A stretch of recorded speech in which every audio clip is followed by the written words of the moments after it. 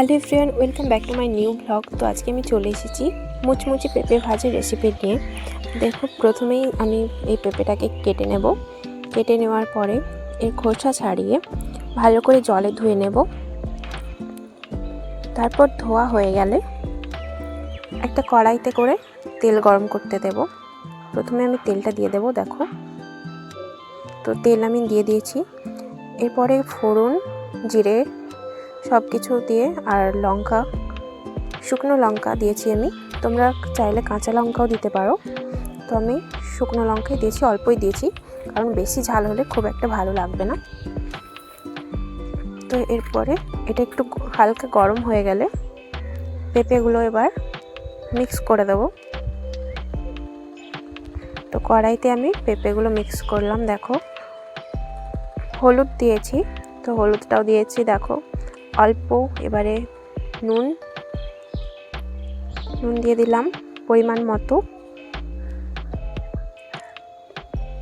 এরপর আস্তে আস্তে করে নাড়তে হবে পেঁপেটাকে।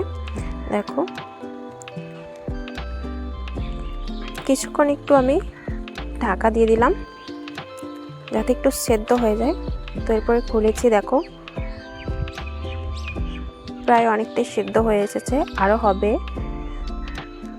তো তোমরা আমার চ্যানেলে নতুন হয়ে থাকলে অবশ্যই সাবস্ক্রাইব করে দেবে।